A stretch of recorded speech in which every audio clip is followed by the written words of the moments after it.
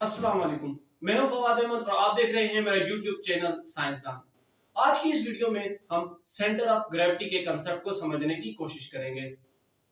आमतौर पर किताबों में सेंटर ऑफ ग्रेविटी को इस तरह डिफाइन किया जाता है कि सेंटर ऑफ ग्रेविटी किसी भी ऑब्जेक्ट का वो पॉइंट होता है जहां पर बॉडी का सारा वेट एक्ट कर रहा होता है। लेकिन आज हम सेंटर ऑफ ग्रेविटी की एक और डेफिनेशन करेंगे और उस डेफिनेशन के जरिए हम सेंटर ऑफ ग्रेविटी के कंसेप्ट को समझने की कोशिश करेंगे।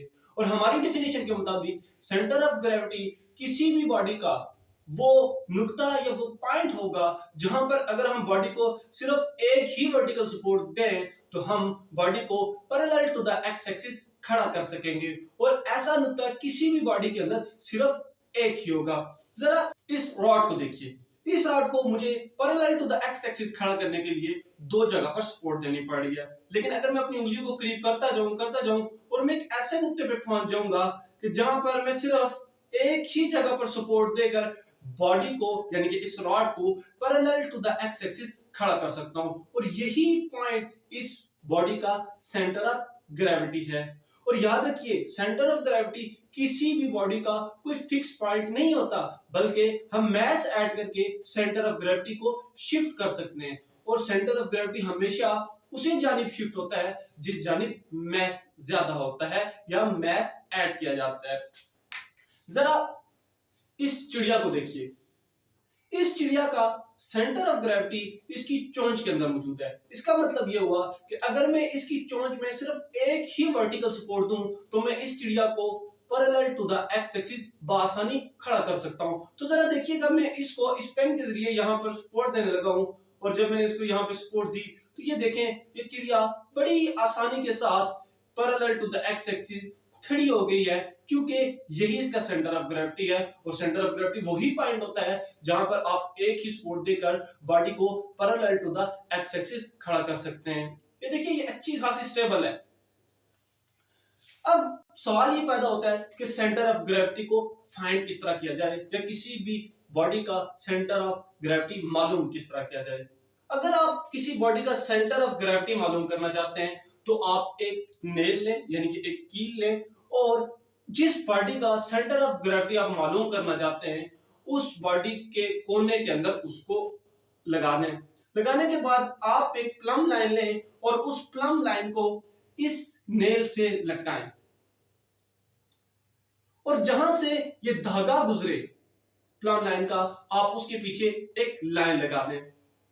इसी तरह आप उस बॉडी के दूसरे कोने पर फिर नेल लगाएं और आप वहां से फिर यही प्लम लाइन लटकाएं और इसी तरह आप उस बॉडी के हर एक कोने से ये प्लम लाइन लटकाएं और जहां और पीछे लाइनें लगाते जाएं।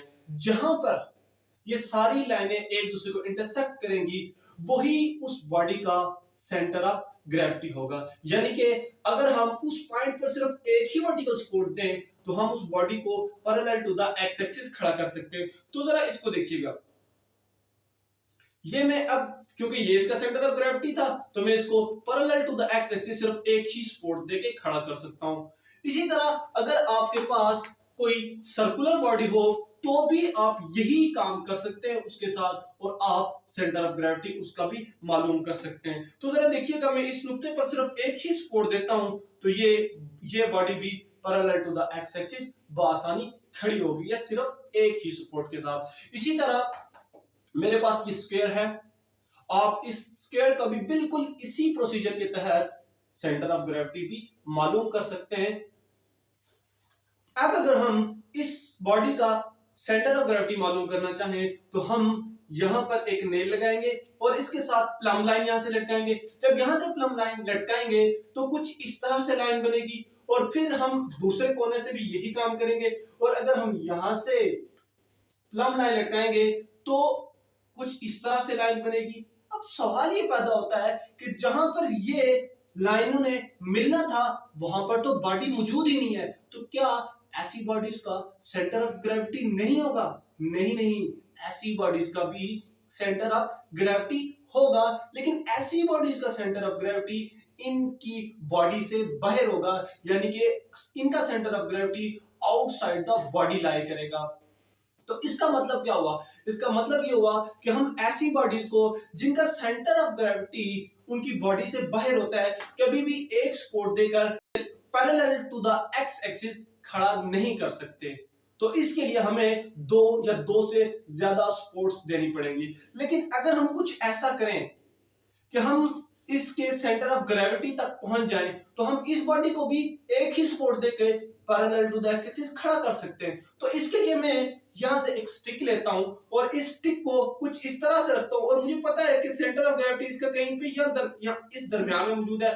तो ये देखें, मैंने सिर्फ एक ही सपोर्ट देके इस बॉडी को भी parallel to the x axis खड़ा कर दिया है। इसका मतलब कि इसका सेंटर ऑफ ग्रेविटी कहीं इस रीजन पे मौजूद था। अब जरा आप इस फोर्क सिस्टम को देखें। अब ये फोर्क सिस्टम भी एक ऐसा ही सिस्टम है कि जिसका सेंटर ऑफ ग्रेविटी इसकी बॉडी से बाहर लाई कर रहा था। तो मैंने क्या किया, मैंने एक स्टिक ली और यहां से इसके साथ चिपका दी और मैं इसके सेंटर ऑफ ग्रेविटी तक पहुंच गया। यानी कि अब मैं अगर इस जगह पर सिर्फ एक ही वर्टिकल सपोर्ट दूं तो मैं इस सिस्टम को भी parallel to the x axis आसानी खड़ा कर सकता हूं। तो ये मेरे पास एक पेंसिल है और मैं अब इस जगह पर इसको सपोर्ट देने लगा हूं, तो आप देखेंगे कि ये भी parallel to the x axis बड़ी आसानी के साथ और बड़ी स्टेबिलिटी के साथ खड़ा हो जाएगा। ये देखें,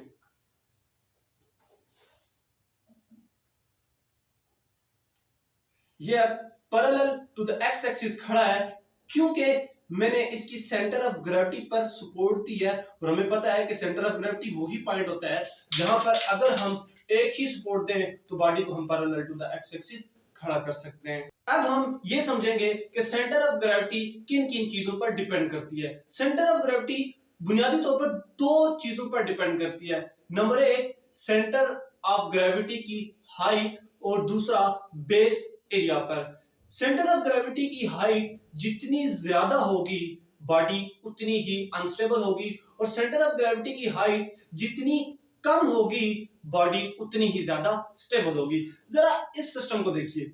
अभी जब मैंने इसको यहां पे रखा तो इसका सेंटर ऑफ ग्रेविटी यहां पर लाई कर रहा है, तो ये बॉडी बड़ी स्टेबल है।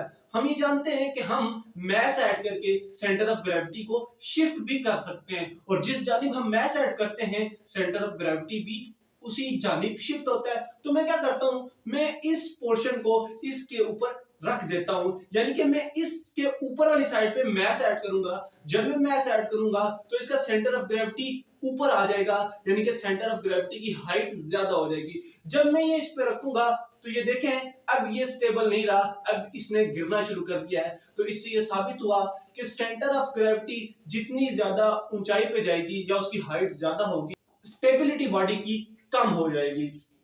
यही वजह है कि पुराने जमाने की जितनी भी बसेस बनाई जाती थी उनकी छतों के ऊपर सामान रखने की जगह बनाई जाती थी, लेकिन आजकल की जो जदीद बसेस हैं उनके सामान रखने की जगह नीचे रखी जाती है, क्योंकि जब पैसेंजर्स अपना सामान उन डब्बों में रखते हैं तो होता क्या है कि उस बस का सेंटर ऑफ ग्रेविटी नीचे चला जाता है। इसकी वजह से बस के टप्पल ओवर करने के चांसेस बहुत कम हो जाते हैं और बस अच्छी खासी स्टेबल हो जाती है। यही वजह है कि आजकल जितनी भी रेसिंग कार्स बनाई जाती हैं उनकी बेस को बहुत ज्यादा हैवी रखा जाता है। हैवी रखने की वजह से सेंटर ऑफ ग्रेविटी काफी नीचे आ जाता है, जिसकी वजह से वो कार्स बहुत ज्यादा स्टेबल हो जाती हैं और टप्पल ओवर करने के चांसेस बहुत ही कम हो जाते हैं। दूसरी चीज जिसपे सेंटर ऑफ ग्रेविटी डिपेंड करती है वो है बेस एरिया। अगर हम सेंटर ऑफ ग्रेविटी से एक प्लम लाइन लटकाएं और अगर वो प्लम लाइन उस बॉडी के बेस एरिया के अंदर से गुजरे तो वो बॉडी स्टेबल होगी, जबकि अगर वही प्लम लाइन उस बॉडी के बेस एरिया से बाहर से गुजरे तो वो बॉडी अनस्टेबल होगी और टप्पल ओवर कर जाएगी। जरा आप इस सिस्टम को देखिए। अगर मैं इसको यहां पे रखता हूं तो ये बिल्कुल स्टेबल खड़ा है, क्योंकि अगर मैं इसके सेंटर ऑफ ग्रेविटी से इस प्लम लाइन को लटकाता हूं तो ये इसके बेस के अंदर से गुजर रही है और ये स्टेबल है। लेकिन अगर मैं इसी सिस्टम को उल्टाता हूं, उल्टा के रखता हूं, तो अब जब मैं यहां से इस प्लम लाइन को लटकाता हूं तो ये इसके बेस एरिया के बाहर से गुजरती है। तो बाहर से गुजरने की वजह से ये बॉडी अनस्टेबल होगी और ये यहाँ पे नहीं रुकेगी, ये गिर जाएगी। आप इस पीवीसी पाइप को देखें। इस पाइप को जब मैं यहाँ पे रखूंगा तो इसको यहाँ पर खड़ा करना बहुत ही मुश्किल है। उसकी वजह यह है कि इसका सेंटर ऑफ ग्रेविटी कहीं इस जगह पर लाई कर रहा है और ये सेंटर ऑफ ग्रेविटी इसके बेस एरिया के अंदर से पास नहीं कर रहा। तो हमारे लिए बहुत मुश्किल है कि इस पीवीसी पाइप को यहाँ पर स्टेबल करना। लेकिन हम ये जानते हैं कि हम सेंटर ऑफ ग्रेविटी को मैस ऐड करके शिफ्ट कर सकते हैं और जिस जानिब हम मैस ऐड करते हैं सेंटर ऑफ ग्रेविटी उसी जानिब शिफ्ट हो जाता है। और अगर मैं ये बोतल, पानी की भरी हुई बोतल इसके यहाँ पर लगा दूं तो होगा क्या कि सेंटर ऑफ ग्रेविटी इसके इस जानिब शिफ्ट हो जाएगा। जब ये इस जानिब शिफ्ट हो गया तो कहीं इस जगह पर आएगा। इस जगह पर आने की वजह से अब वो प्लम लाइन या वो वर्टिकल लाइन इसके बेस एरिया के अंदर से गुजर रही है। तो आप देखें ये बिल्कुल स्टेबल हो चुका है और ये नहीं गिरेगा। ये देखें अब ये इस कदर स्टेबल हो चुका है। आपने बहुत सारे इम्पॉसिबल किस्म के बिल्डिंग स्ट्रक्चर्स देखे होंगे और आप उन पे हैरान भी होते होंगे कि आखिर ये बिल्डिंग्स गिरती क्यों नहीं है। जिस तरह के आप इस सिस्टम को देख सकते हैं ये भी एक बिल्डिंग को ही रिप्रेजेंट कर रही है। तो ऐसी बिल्डिंग्स दुनिया के अंदर मौजूद हैं और वो गिरती भी नहीं है। तो हमें इस पे बड़ी हैरानी होती है। देखें ऐसी बिल्डिंग के साथ किया क्या जाता है। ऐसी बिल्डिंग की बेस एरिया के अंदर बहुत ज्यादा मैस ऐड कर दिया जाता है। इस जगह पर बहुत ज्यादा जब आप मैस ऐड करते हो तो सेंटर ऑफ ग्रेविटी शिफ्ट करके इस तरह नीचे आ जाता है। जब सेंटर ऑफ ग्रेविटी नीचे आ जाता है तो ये अब इस बिल्डिंग के बेस एरिया के अंदर से ही पास कर रहा होता है। यही वजह है कि इस तरह की बिल्डिंग्स गिरती नहीं है। अब कुछ सिस्टम या कुछ बॉडीज ऐसी भी होती हैं जिनका बेस एरिया बहुत ही कम होता है। हम जितनी भी कोशिश कर लें प्लम लाइन उनके बेस एरिया से बाहर निकल जाती है और हम उन बॉडीज को कभी भी स्टेबल नहीं कर पाते जितनी भी कोशिश कर लें। तो ऐसी बॉडीज को स्टेबल करने का क्या तरीका हो सकता है।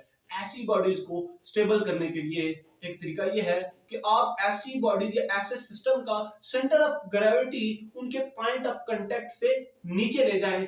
अगर आप उनका सेंटर ऑफ ग्रेविटी उनके पॉइंट ऑफ कांटेक्ट से नीचे ले गए तो वो बॉडीज बिल्कुल स्टेबल हो जाएंगी और वो कभी भी नहीं गिरेंगी। जिस तरह ये पेंसिल, हम बचपन से पेंसिल को अपनी उंगलियों पर खड़ा करने की कोशिश करते रहते हैं और ये गिर जाती है। उसकी वजह यह है कि इसका बेस एरिया इतना छोटा है, इतना पतला है कि जो वर्टिकल लाइन है वो यानी कि जो ग्रेविटी की line of action of force है वो इसकी बेस एरिया से एकदम से निकल जाती है और ये गिर जाती है। मैंने आपको बताया कि अगर हम इस तरह की बॉडी को स्टेबल करना चाहते हैं जिसका बेस एरिया बहुत ही कम हो तो हम उसके सेंटर ऑफ ग्रेविटी को उसके पॉइंट ऑफ कांटेक्ट से अगर नीचे ले जाएं तो ऐसी बॉडी को भी हम स्टेबल कर सकते हैं। तो मैं क्या करता हूं कि मेरे पास ये मैस है, मैं ये मैस इसके साथ ऐड कर देता हूं। तो अब क्या हुआ, इस पेंसिल का या इस सिस्टम का centre of gravity point of contact से नीचे आ गया। तो मेरी बात के मुताबिक अब इसको बिल्कुल स्टेबल होना चाहिए। तो जरा आप देखिएगा ये कभी नहीं गिरेगा क्योंकि ये अब अच्छा खासा स्टेबल हो चुका है। आपने अक्सर रोप वॉकर्स देखे होंगे जो कि टाइट रस्सियों के ऊपर चलकर जा रहे होते हैं और वो गिरते नहीं है। आखिर ऐसा क्यों होता है और वो कौन सी फिजिक्स इस्तेमाल करते हैं जिसकी वजह से वो गिरते नहीं है। तो आइए समझते हैं इसको। असल में आप इसको एक वही रोप वॉकर समझ लें और इसको ये रस्सी समझ लें जिस पर उसने चलना है।